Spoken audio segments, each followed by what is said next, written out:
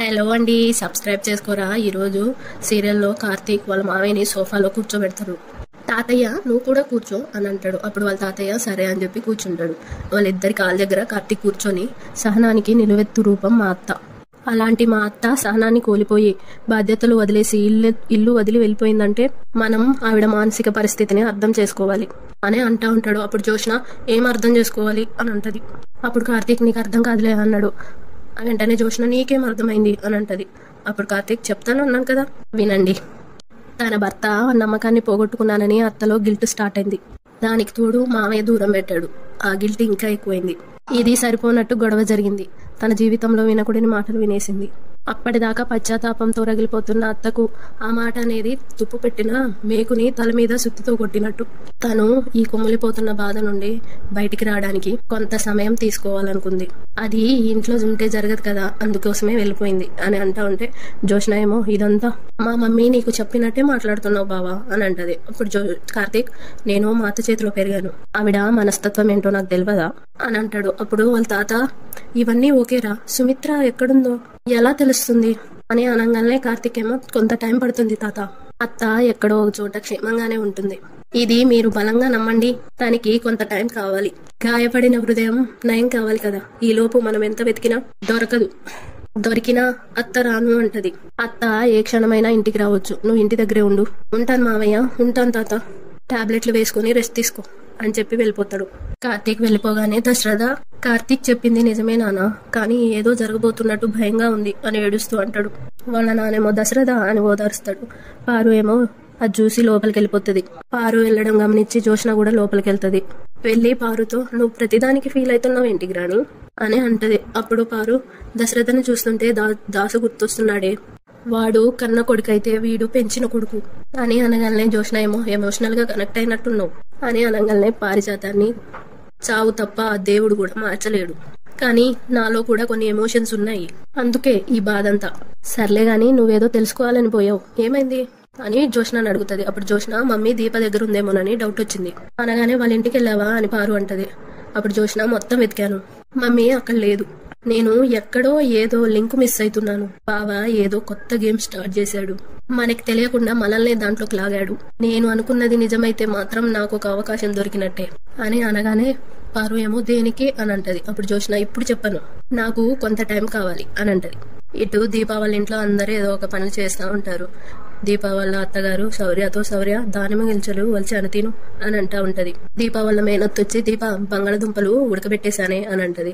అప్పుడు జోష్న అదే శౌర్య దేనికి అని అడుగుతుంది. అప్పుడు దేనికైతే నీకెందుకే, నువ్వు నీ హోంవర్క్ చూసుకో అని అంటది వాళ్ళ నానమ్మ. సారీ ఇంటి పని చూసుకో అని అంటది. అప్పుడు శౌర్య ఇంటి పని అంటే ఇంటి పని అంటే తెలుగులో హోంవర్క్ అని చెప్పింది కదా మీ అమ్మ అని అంటది. వెంటనే శౌర్య అయ్యో ఇది ఇంటి పనో వంట పనో కాదు అనసూయ, ఇంటి దగ్గర చేసుకునే పని హోంవర్క్ అని అంటది. అప్పుడు దీప ఏంటే నానమ్మని పేరు పెట్టి పిలుస్తున్నావు అని అంటది. అప్పుడు శౌర్య నేను ఏదైనా అడిగితే మాత్రం ఎవరు సమాధానం చెప్పరు, అదే నేనేం పిలిచినా చెప్పినా తప్పంటారు అని అంటది. అప్పుడు కాంచన నీకేం చెప్పలేదే ఇప్పుడు అని అంటది. దానిమ్మ గింజలు వలుస్తున్నాను అడగకుండానే పెట్టాను కదా అని అనగానే శౌర్య ఏమో అయితే నేను ఇప్పుడు అడిగేది కూడా చెప్పు అని అంటది. అప్పుడు కాంచన అడుగు అని అంటది. అప్పుడు శౌర్య ముందు మా అమ్మని అడగాలి అని అంటే దీప అడుగు అని అంటది. అప్పుడు శౌర్య అమ్మమ్మ ఇక్కడ ఉందని జోకి ఎందుకు చెప్పొద్దన్నావు అని అడుగుతుంది. అమ్మమ్మని బయటకి ఎందుకు వెళ్ళనివ్వలేదు అని అడుగుతుంది. అమ్మమ్మ మన ఇంట్లోనే ఎందుకు ఉండాలి అని అడుగుతా ఉంటది. అప్పుడు దీప వాళ్ళ మేనత్త దీప దీనికి నువ్వే చెప్పాలి అని అంటది. అప్పుడు దీప ఇలారా అని శౌర్యని పిలుస్తుంది. శౌర్య దగ్గరకు వస్తుంది.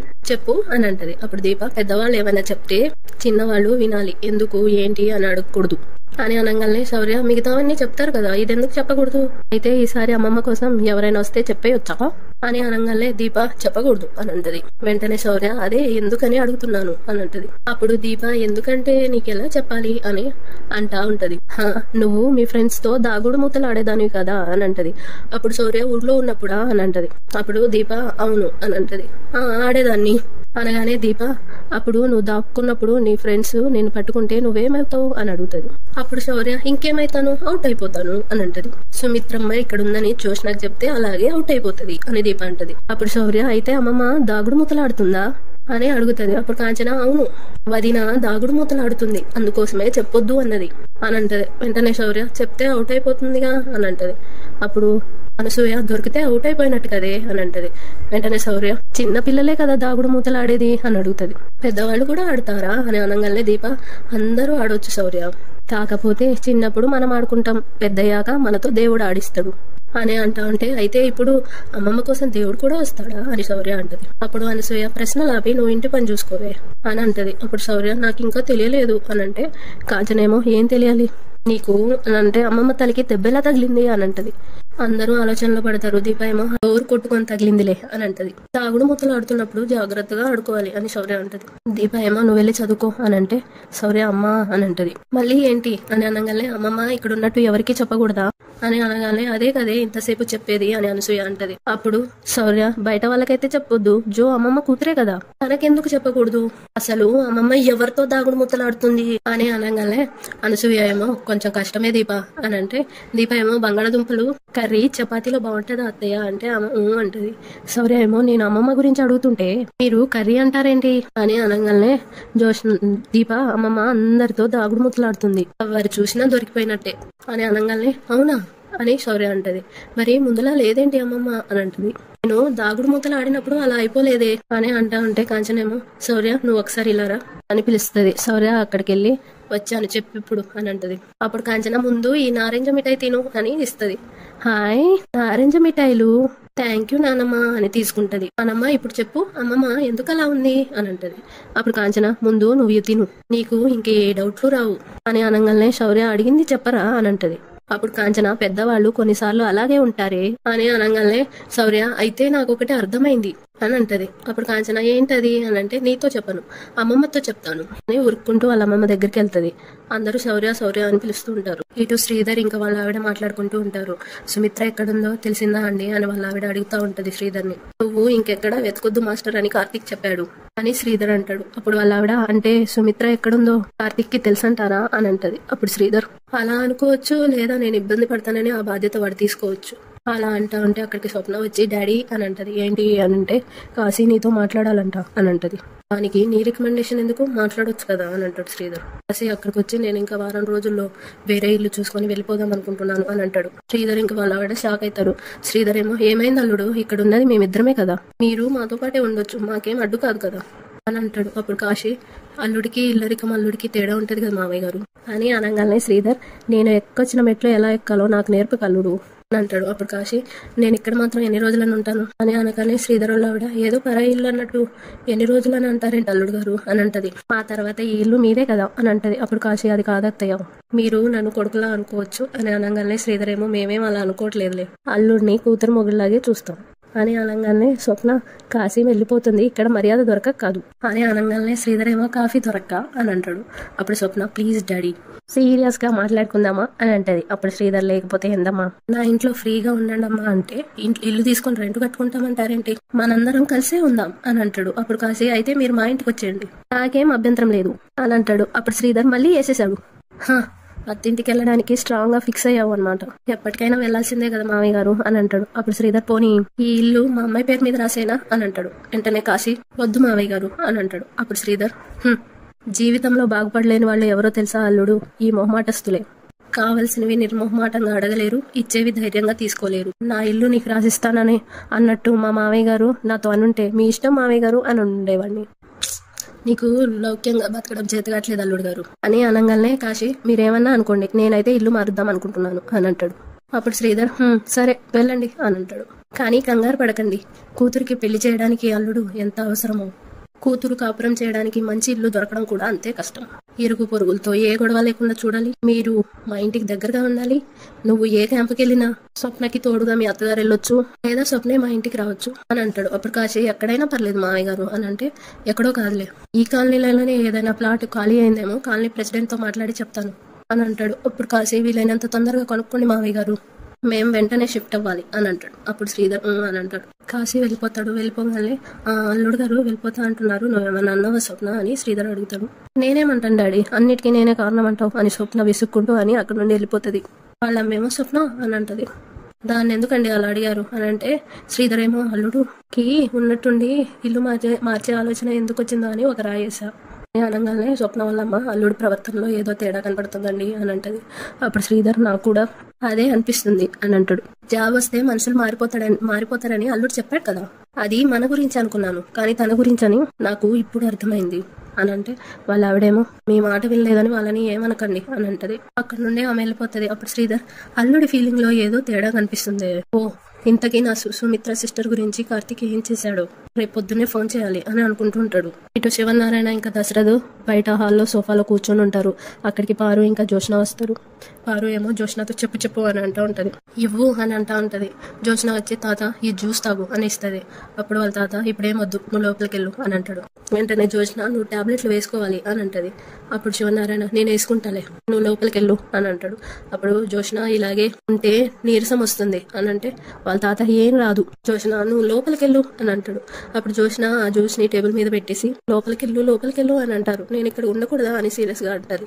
వెంటనే దశరథ నువ్వు ఎవరిని ఉండనివ్వకు కదా అని సీరియస్ గా అంటాడు. నిన్ను చూస్తుంటే ఇంకా బాధగా ఉంది, నువ్వు కాసేపైనా కనపడకుండా ఉంటే కార్తీక్ చెప్పిన మాటలకి మేము కొంచెమైనా ధైర్యంగా ఉంటాం. నువ్వు లోపలికి వెళ్ళావు కదా, మేమే వెళ్ళిపోతాం, నువ్వు ఎక్కడే ఉండు అని లేచి వెళ్ళిపోబోతాడు. అప్పుడు జోష్న ఆగు డాడీ అని అనగానే ఎందుకు అని అడుగుతాడు. దశరథ దగ్గరికి వెళ్ళి నాకు ఒకటి తెలియాలి అని అడుగుతుంది. అప్పుడు దశరథ ఏం తెలియాలి అని అనగానే జోష్న ఇప్పుడు నువ్వు నా మీద చూపిస్తున్న కోపాన్ని చూస్తే మమ్మీ ఇంట్లో నుండి వెళ్ళిపోవడానికి కారణం నేనే అన్నట్టుంది అని అంటది. అప్పుడు దశరథ అవును కారణం నువ్వే, దగ్గరుండి మరీ బయటికి సాగనంపావు. నీకు ఆపడం చేత కాకపోయి ఉంటే వెంటనే మాకు చెప్పుండాల్సింది, నువ్వు ఆపలేదు, మాతో చెప్పలేదు అని అనగానే జోష్న వెళ్ళింది మమ్మీ అని కన్ఫర్మ్ అయితే నేను మీకు చెప్పనా డాడీ అని అంటది. వెంటనే దశరథ కవర్ చేయాలని ట్రై చేయకు జోష్న అని అంటాడు. అప్పుడు Joshna okay daddy I agree, I did a mistake, I'm really sorry, కావాలంటే నీ కాళ్ళు పట్టుకొని సారీ చెప్తున్నాను, క్షమించు డాడీ అని అనగానే దశరథ పక్కకి వెళ్ళిపోతాడు. జోష్న లేచి కానీ నాకు ఒకటి అర్థం కావట్లేదు డాడీ అని అనగానే దశరథ ఏంటది అని అంటాడు. వెళ్ళిపోతున్న మమ్మీని ఆపకపోవడమే తప్పైతే అసలు మమ్మీ వెళ్ళిపోవాలని నిర్ణయం తీసుకోవడానికి కారణం నువ్వే కదా, మరి నీదెంత తప్పు? వెళ్ళిపోయిన మమ్మీ చీకట్లో సరిగ్గా కనిపించలేదు అంటేనే కవర్ చేయకు జోష్న అని అంటున్నావు. నువ్వు అన్న మాటల వల్లే మమ్మీ వెళ్ళిపోయింది అన్న నిజాన్ని నువ్వెందుకు ఒప్పుకోలేకపోతున్నావు అని అంటా ఉంటే వెంటనే శివనారాయణ లేచి ఆ మాట అన్నది నువ్వే కదా అని అంటాడు జోష్నని. జోష్న ఏమో తాత అని అంటది. అప్పుడు వాళ్ళ తాత అవును నువ్వే ఆ మాట అన్నావు అని అంటా ఉంటే పారు ఏమో ముసలోడు లాజిక్ పట్టేశాడు అని తనలో తాను అనుకుంటూ ఉంటది. వాళ్ళ తాత జోష్నతో మనుషుల్ని ప్రశాంతంగా ఉంచవా, నువ్వు రెచ్చగొట్టి 2 ముక్కలు చేసావు అని అంటా ఉంటే పారు ఏమో ఏమండి మీరెందుకండి ఆవేశపడుతున్నారు, డాక్టర్ గారు ఏం చెప్పారు అని అనగానే శివనారాయణ ఇక్కడ నా మనవరాలు నా కొడుకుని నిలదీస్తా ఉంటే సంబంధం లేని వ్యక్తిలా నిలబడి చూస్తూ ఉండలేను అని అనగానే పారు మీకు గుండెపోటు వచ్చే అవకాశం ఉందన్నారు కదా అని అంటది. అప్పుడు శివనారాయణ ప్రత్యేకంగా రావాల్సిన అవసరం లేదు పారిజాతం, నా మనవరాలు చేసిన పనితో అది ఎప్పుడో వచ్చింది అని అనగానే పారు ఏమో జోష్న నువ్వు లోపలికి వెళ్ళు అని అంటది సీరియస్ గా. అప్పుడు జోష్న మా మమ్మీ డాడీ గొడవ పడ్డానికి కారణమైన దీప బాగానే ఉంది, వెతుకుతానని టైం పాస్ చేస్తున్న బావా బాగానే ఉన్నాడు, మా మమ్మీకి ఏమైందో తెలియక సిన్సియర్ గా బాధపడుతున్న నేను మాత్రం మా తాత కంటికి మా డాడీ కంటికి నచ్చని మనిషిలా మారిపోయాను అని అంటది. అప్పుడు వాళ్ళ తాత కార్తీక్ టైం పాస్ చేయడం ఏంటి, వాడు నీలా కాదు అని అనగానే జోష్న అవును తాత నేనే టైం పాస్ చేసేదాన్ని, అందుకే తీసుకొస్తానని మాటిచ్చిన బావ మళ్ళీ ఈ ఇంటికి వంటి చేతులతోనే వచ్చాడు, నిన్న ఉన్న టెన్షన్ ఈ రోజు లేదు, నార్మల్ గా వచ్చి మీకు కాస్త బూస్టింగ్ ఇచ్చి వెళ్ళిపోయాడు, పైగా మా మమ్మీ ఇంట్లో నుండి వెళ్ళిపోవడానికి ఒక థియరీ చెప్పాడు, తన మనసు గాయపడిందంట, గాయం నయం కావాలంటే కొద్దిగా టైం పడుతుందట, ఆ కొంత సమయం మమ్మీ ఎక్కడుంటుంది అడిగారా మీరు, నిన్నటి నుండి దీప ఈ ఇంటి వైపు కూడా రాలేదు, అనుమానం రావట్లేదా మీకు, ఎంతసేపు నన్ను లోపలికి పొమ్మంటారేంటి అని జోష్న అంటూ ఉంటే అందరూ ఆలోచనలో పడతారు. దీపా బావా అసలు మా మమ్మీ గురించి పట్టించుకోవట్లేదు, అలాంటి మనిషికి నువ్వు బాధ్యత అప్పగిచ్చావు తాత అని అనగానే వాళ్ళ తాత వాడి మీద నాకు నమ్మకం ఉంది అని అంటాడు. అప్పుడు జోష్న మరి నా మీద ఎందుకు లేదు అని అనగానే వాళ్ళ తాత ఎందుకంటే మీ నాన్న మీ అమ్మని తిట్టడానికి కారణం నువ్వే అని అనుకుంటూ తగ్గుతా ఉంటాడు. అప్పుడు పారు జీవండి మీరు ఆగండి అని పట్టుకొని అంటూ ఉంటది. దశరథేమో జోష్న నా భార్యను ఎలాగో పంపించేసావు, మా నాన్ననైనా ఉండనివ్వు, నా భార్యను ఎలాగో పంపించేశావు, మా నాన్ననైనా ఉండనివ్వు అని అంటాడు. అప్పుడు జోష్న డాడీ అని అంటది. దశరథేమో నువ్వు లోపలికి వెళ్ళు, నేను అని జోష్న అంటుంటే నువ్వు పో లోపలికి అని సీరియస్ గా అంటాడు. బయటికి రాకు, అసలు మాకు కనిపించకు అని అనగానే జోష్న సరే డాడీ పోతాను, మీరు బావ చెప్పిందే నమ్మండి, మళ్ళీ రేపు వస్తాను, వచ్చి అత్త ఎక్కడున్నా క్షేమంగా ఉంది అని అంటాడు. అంతేగాని పలానా చోట ఉంది అని మాత్రం చెప్పడు, మీకు మాత్రం ఏ అనుమానం రాదు. ఓకే మీ ఇష్టం డాడీ, మీకు నచ్చింది నేను కాదు, ఆ దీప బావే కదా, నేను వెళ్ళిపోతాను అని అక్కడి నుండి వెళ్ళిపోతుంది. దశరథ వాళ్ళ నాన్న దగ్గరికి వెళ్ళి, నాన్న దాని మాటలు ఏం పట్టించుకోకండి, కూర్చోండి అని పారు ఇంకా దశరథ పట్టుకొని శివనారాయణని కూర్చోబెడతారు. శివనారాయణ కూర్చొని జోష్న అన్న దాంట్లో కొంచెం నిజం ఉన్నట్టే అనిపిస్తుంది. సుమిత్ర ఎక్కడుందో కార్తిక్కి తెలుసా అని తనలో తాను అనుకుంటూ ఉంటాడు, ఆలోచిస్తూ ఉంటాడు. ఇటు సుమిత్ర ఏమో గాల్లో చూస్తా ఉంటది. శౌర్య అక్కడికి వచ్చి ఏం చూస్తుందబ్బా అని చూస్తుంది. అక్కడ ఏముందమ్మమ్మా అని అడుగుతుంది.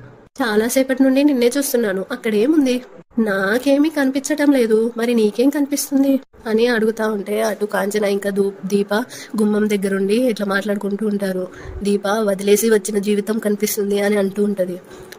శౌర్య ఏమో నిన్నే అమ్మమ్మ అడిగేది, నీకేం కనబడుతుంది అని అంటే సుమిత్ర నాకు నేనే కనబడడం లేదు, ఇంకా నీకేం కనిపిస్తుంది అని అంటది.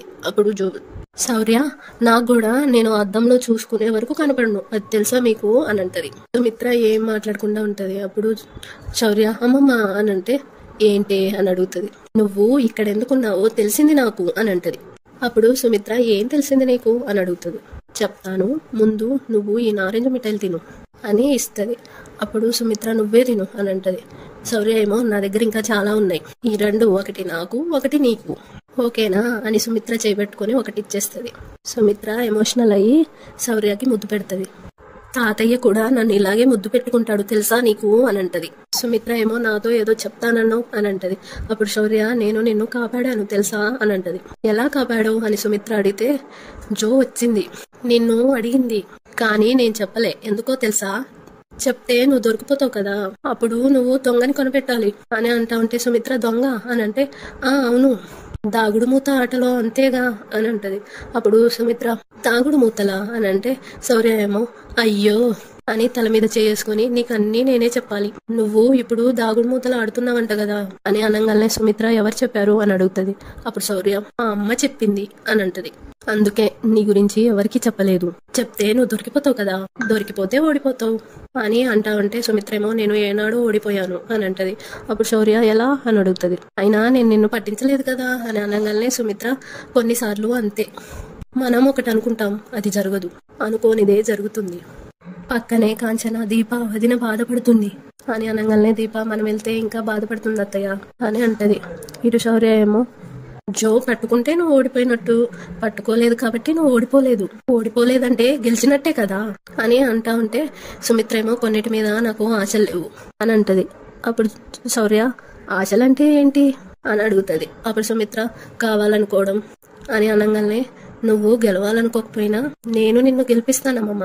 అమ్మమ్మ ఈరోజు జో వచ్చినట్టు తాత కూడా వస్తాడా, ముద్దుల తాత కూడా వస్తాడా చెప్పమ్మమ్మా అని అంటా ఉంటే సుమిత్ర బాధపడుతూ ఉంటది. నా కోసం ఎవ్వరూ రారు అని అంటది. వెంటనే శౌర్య నువ్వు దొరికిపోతావని, దొరికిపోతే ఆట అయిపోతుంది కదా అని అంటది. అప్పుడు సుమిత్ర ఈ ఆట ఎప్పటికీ పూర్తి కాదు అని అంటది. అప్పుడు శౌర్య ఎందుకు అని అడుగుతుంది. ఈ అమ్మమ్మ ఎవ్వరికీ దొరకదు అని అంటది. ఎప్పటికీ దొరకదు అని అంటది. అప్పుడు శౌర్య అయితే ఎప్పటికీ ఆట పూర్తవదా అని అడుగుతుంది. కార్తీక్ వచ్చి అవుతుంది రౌడీ అనగానే అవుతుందా, ఎప్పటికి పూర్తవుతుంది అని అడుగుతుంది. అప్పుడు కార్తీక్ తొందరలోనే పూర్తవుతుంది అలా అనగానే అంటే అమ్మమ్మ దొరికిపోతుందా అని అడుగుతుంది. కార్తీక్ ప్రేమున్న వాళ్ళ చూపులో నుంచి మనుషుల్ని ఎవరు తప్పించుకోలేరు అని అంటాడు. రౌడీ అమ్మమ్మ రెస్ట్ తీసుకోవాలి, మనం బయటకు వెళ్దాం పదా అని అంటే శౌర్య అంటే ఇద్దరు వెళ్ళిపోతారు. సుమిత్ర బాధపడుతూ ఉంటది. అంతటితో ఈ రోజు ఎపిసోడ్ అయిపోతుంది.